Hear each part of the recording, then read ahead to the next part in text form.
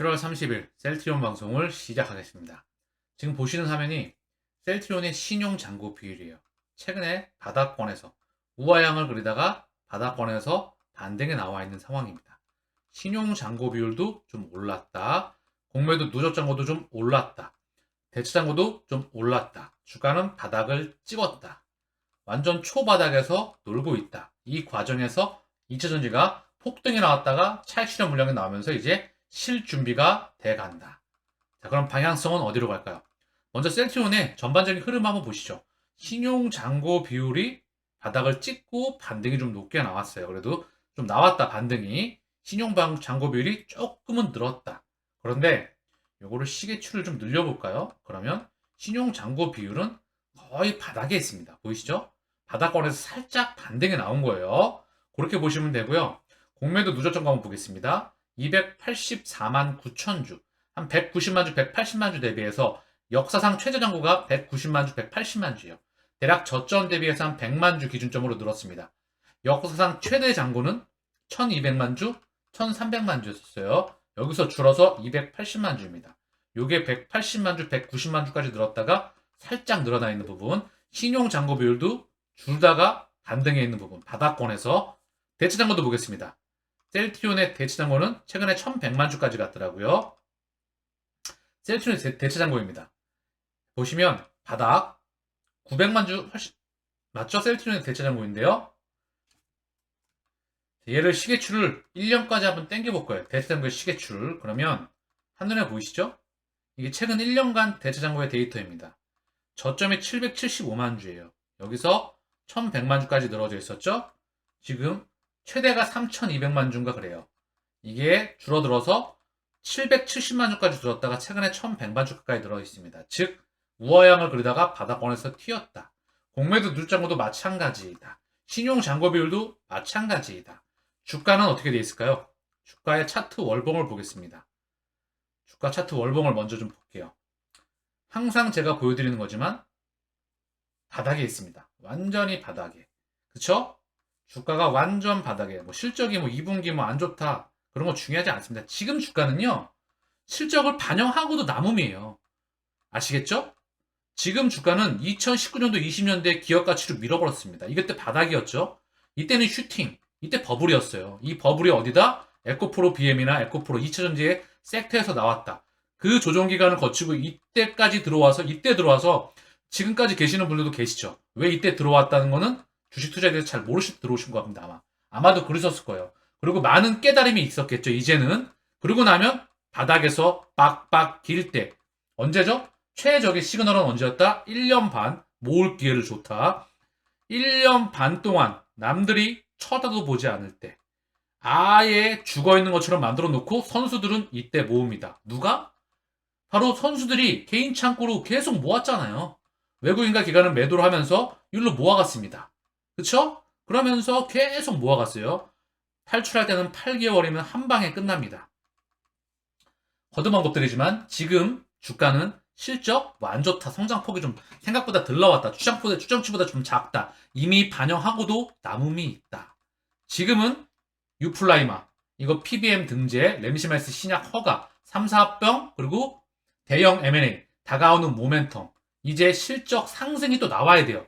그 기반 아래서 모멘텀이 터져줘야 이 물량을 소화하면서 갈 수 있어요. 만약에 실적이 안 나오면 상승했다가 다시 떨어집니다. 이걸 탄탄하게 받쳐주기 위해서는 실적이 나와줘야 이 뼈대가 탄탄하게 올라갈 수 있다는 것이지요. 그게 가장 중요하고요. 이제 우리는 충분히 1년 반을 넘어서 1년 동안, 즉 2년 반 그 기간 동안 완전히 소외가 되었고 박살나 있었다. 이제 올라가는 8개월, 7개월, 6개월을 만나기를 저는 충분히 기대해 봅니다. 최근에 셀트리온과 헬스케어 수급 또한 지난번에 언급을 드렸죠. 드디어 외국인이 한 달 기준 플러스로 바뀌었다. 얘가 매도 폭이 엄청 낮잖아요. 외국인이 20거래일 중에서 하루 이틀 빼놓고 많게는 하루 온통 매도였다. 근데 얘가 순 매수가 플러스로 전환되었다. 이 개인 창구를 통해서 한 150만 주 이상 나왔었어요. 기본적으로. 얘가 44만 9천 주까지 줄었다.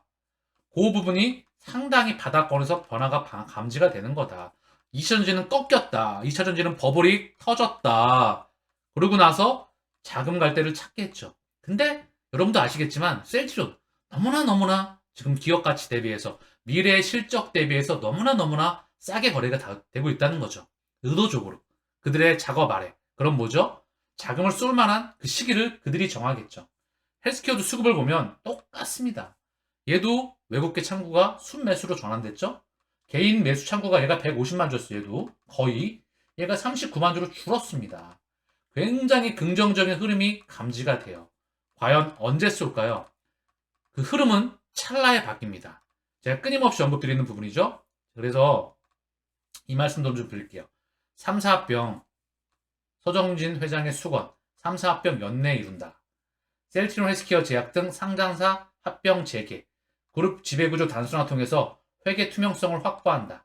주식 매수 청구권 등 소액주주 반발 변수 우려도. 자, 여기 합병이 완료가 되면 공매도가 여기 머무를 이유가 없습니다. 떠나가는 마지막 작업의 일하는 과정에 있다. 그리고 이 합병을 진행하면 반드시 완료가 돼야 돼요. 만약에 무산이 되잖아요? 그럼 대형 악재로 터집니다. 또 그리고 곡소리 납니다. 거듭 언급드리지만 누군가는 찔끔 손해를 보고 누군가는 찔끔 이득을 볼 것 같습니다. 그러나 중요한 건 그것 때문에 만약에 계산기 두드리다가 합병이 무산되면 완전히 박살나요. 결국 누군가는 조금 이득을 보고 조금 손해를 볼 수도 있겠죠. 그러나 중요한 건 주가 상승으로 모두가 다 플러스로 메꿈이 가고도 남는 시기로 가야 된다는 거예요. 그거 계산기 두들기지 마십시오.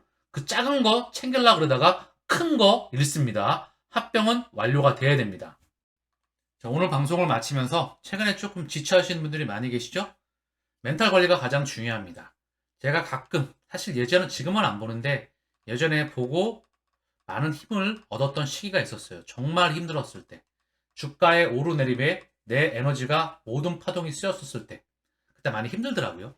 그 시기가 지나가고 나니까 주가의 오르내림에 집착하는 게 아니고요. 거기에 에너지 쓰는 게 아니고 기업 가치에 집중하게 됩니다. 그리고 기업 가치가 성장하는 건 100% 주가를 반영하더라고요.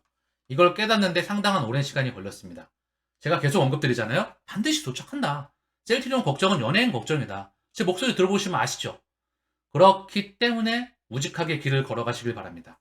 힘든 과정을 많이 거쳐오셨고요. 좋은 결과물이 있지 않을까 저는 그런 기대를 합니다. 그러면서 이거 보면서 마칠게요. 불가 용어에 시절 인연이라는 게 있다. 시절 인연. 모든 인연에는 오고 가는 시기가 있다는 뜻이다.